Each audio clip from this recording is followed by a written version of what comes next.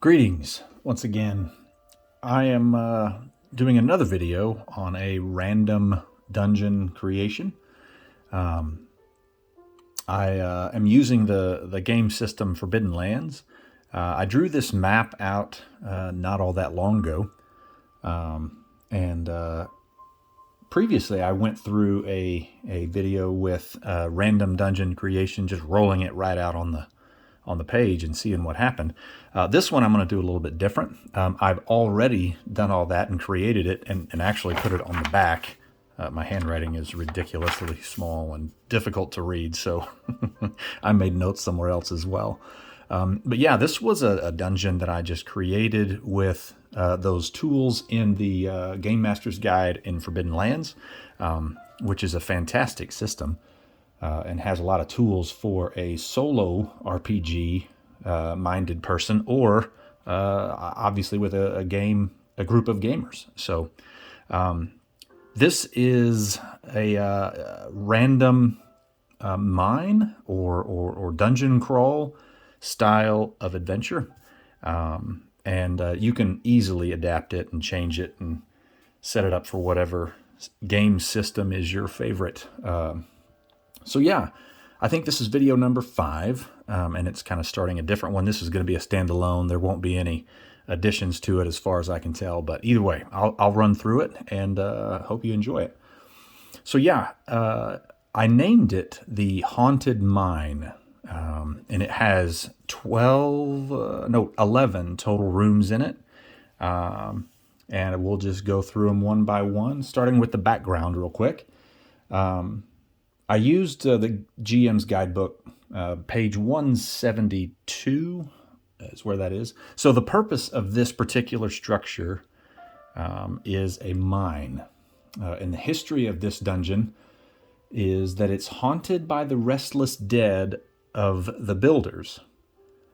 And so those were both randomly rolled. And then I continued on. The creators, the builders of this, were priests, and currently occupied by ogres.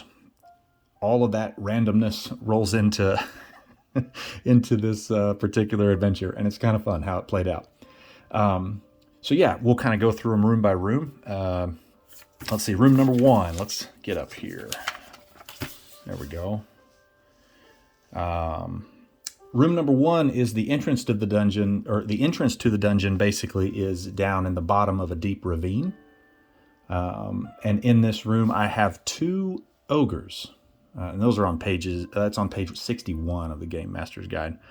But basically, and I even named them Shab and Lemig. Sounds like fun ogre names. Anyway, an oddity that I rolled in this particular room was a massive, gnarly tree right in the center.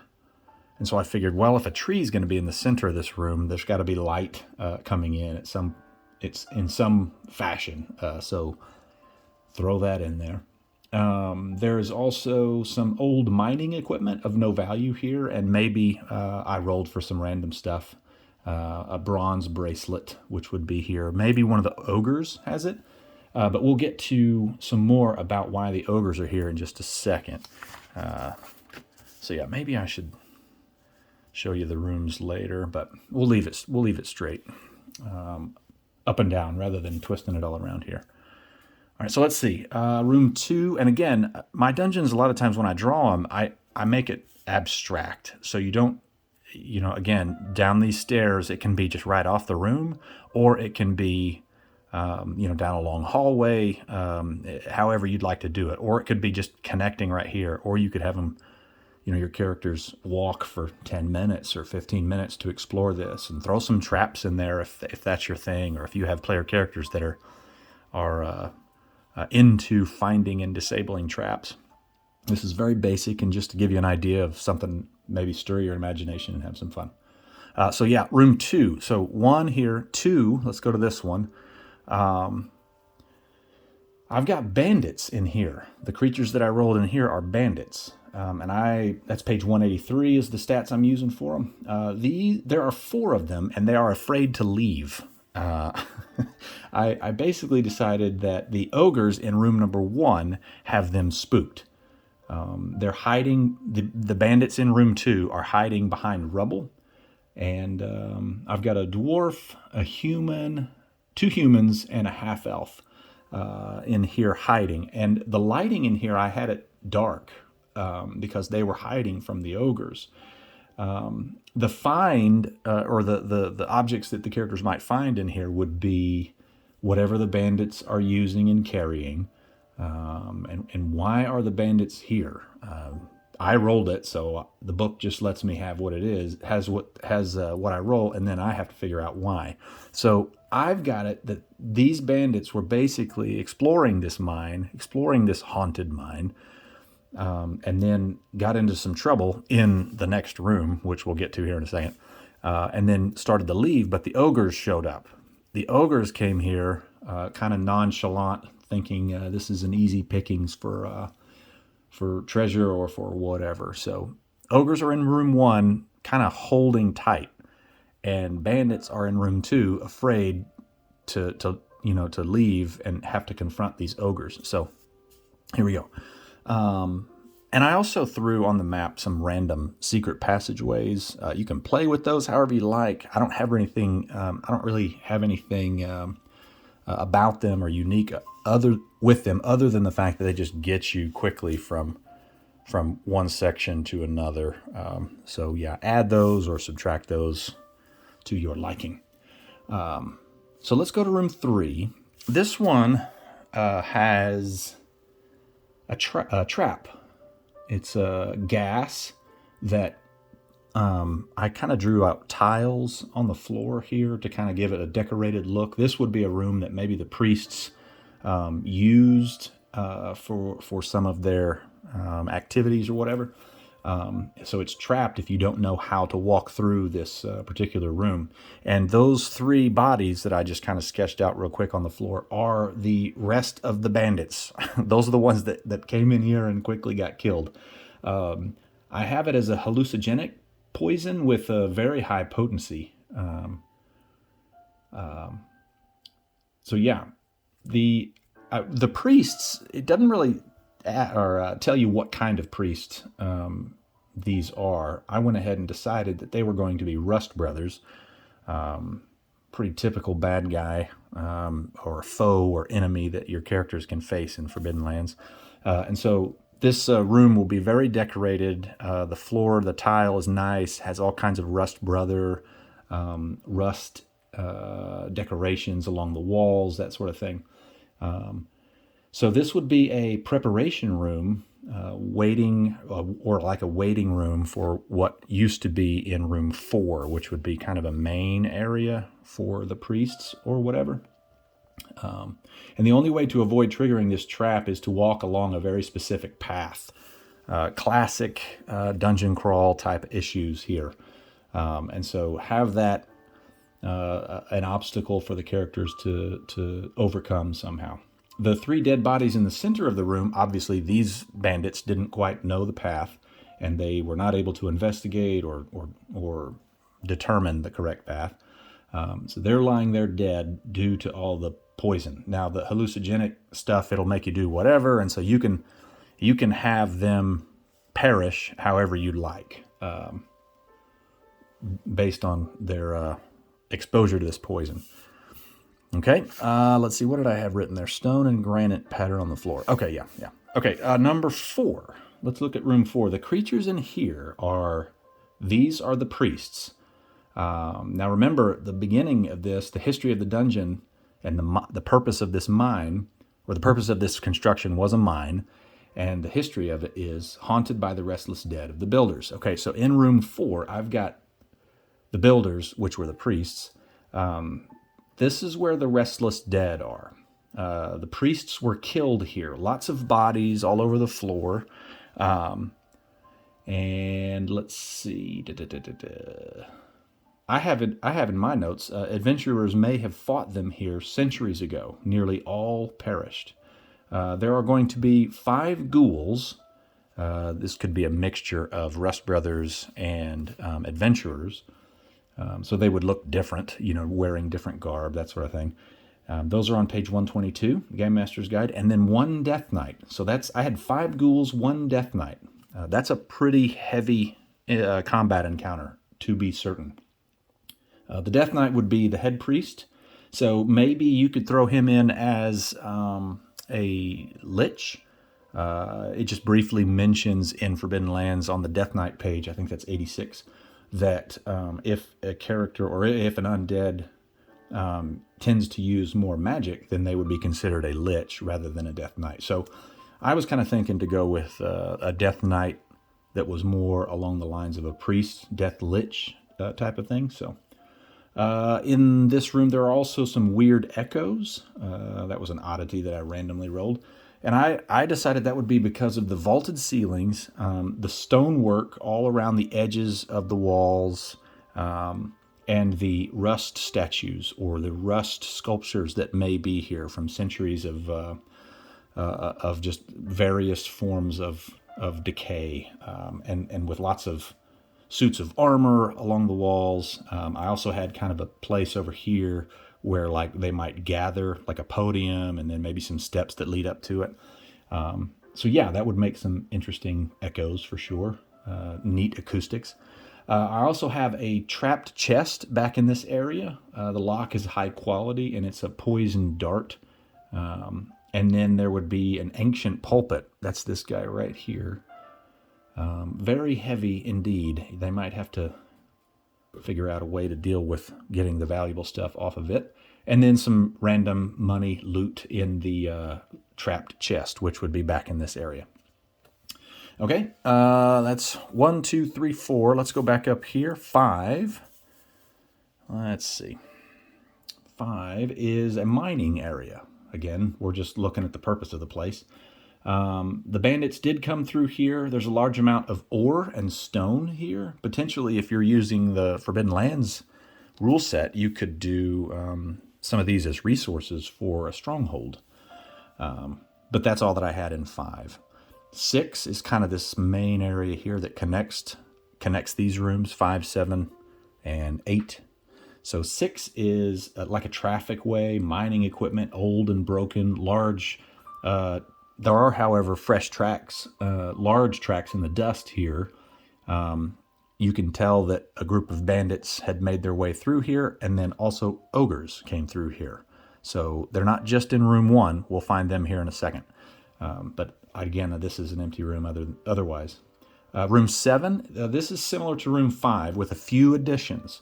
There are some dead slaves chained to each other and the walls. These would be skeletal figures here. And they are not necessarily restless dead. They're just dead. And so if you choose to throw a combat encounter here, you could do maybe not even a combat encounter. Maybe you could do skeletons that have restless dead that need something done to complete their purpose or whatever. And maybe it could be a role play encounter for your characters with these skeletons here. But either way, I had them listed as slaves to the original builders, the priests, who didn't have anything against using slaves for their purposes. So that's in room 7. Room 8, this is kind of the big room here. Let's see. It's like a massive, open space, lots of room for your ranged combatants.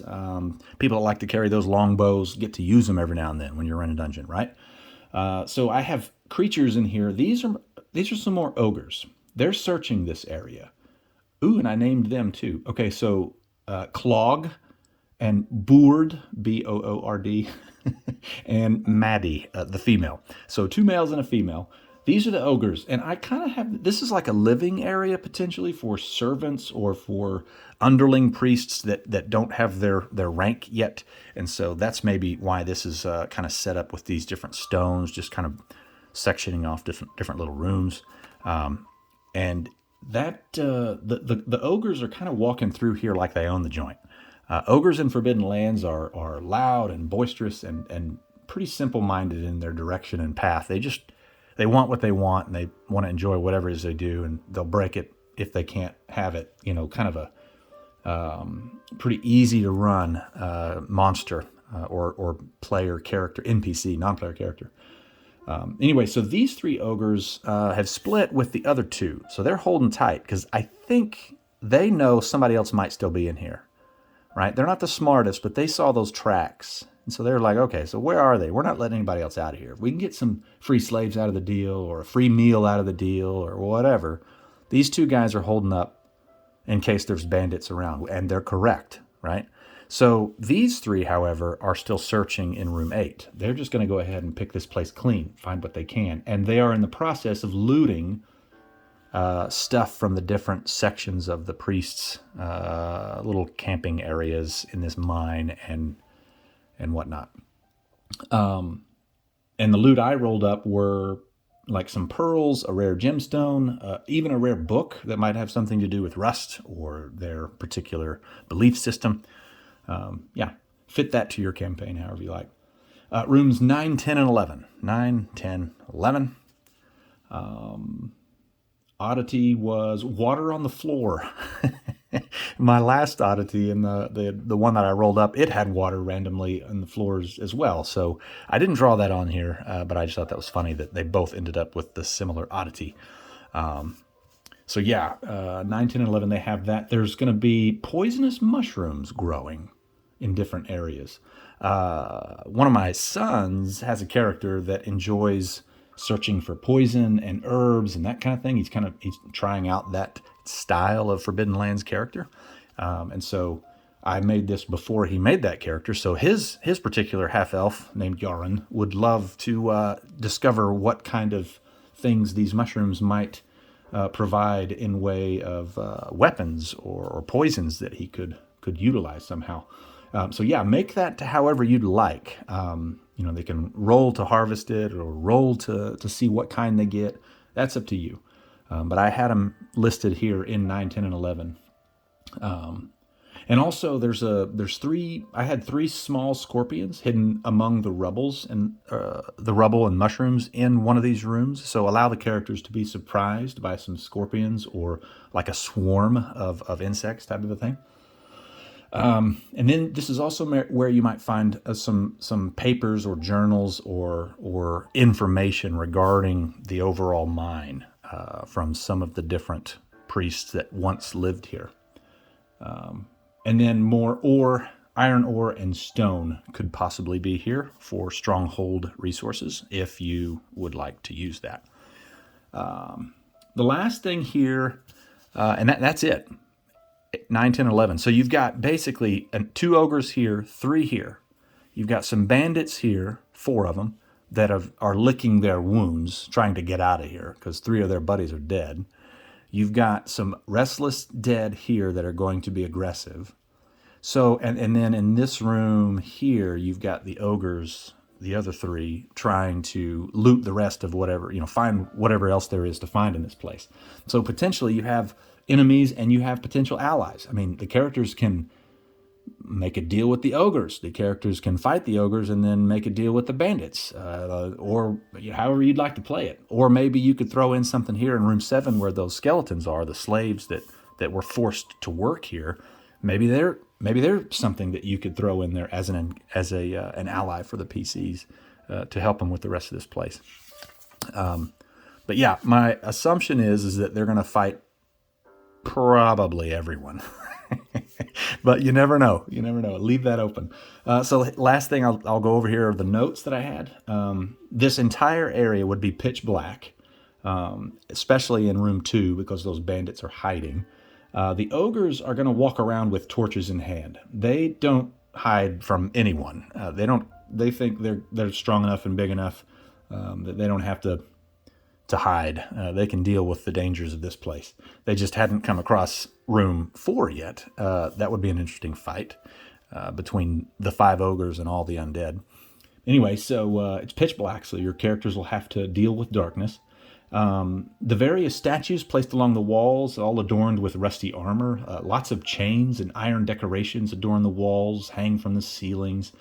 This makes it rather hard to sneak around in some places with the sound and the acoustics and there's just kind of the amplified noise that may come from all of that in in the area. So add that to a difficulty piece for your sneaky characters. It'd be fun to overcome. The bandits arrived just before the ogres. They searched some, but nearly half their party was killed in room 3. The remaining 4 are ready to get out of here. They are afraid of the ogres and know they've split up. So these guys know that there were more. So their motivation, the bandits' motivation, is they want to survive.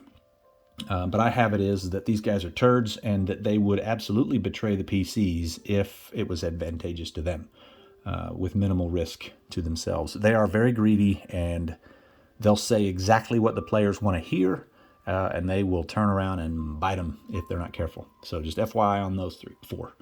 The ogres are here looking for easy loot. They also have a sneaking suspicion that the bandits are in here somewhere, because I have that they followed them here. And they hope to gain more slaves. So the ogres could be near one of their strongholds or near one of their encampments or whatever, and they would be happy to take some more slaves and easy loot from this dungeon. And if the characters convince them, maybe they can strike a deal. That's up to you, however you'd like to play that, and however your characters want to overcome these challenges.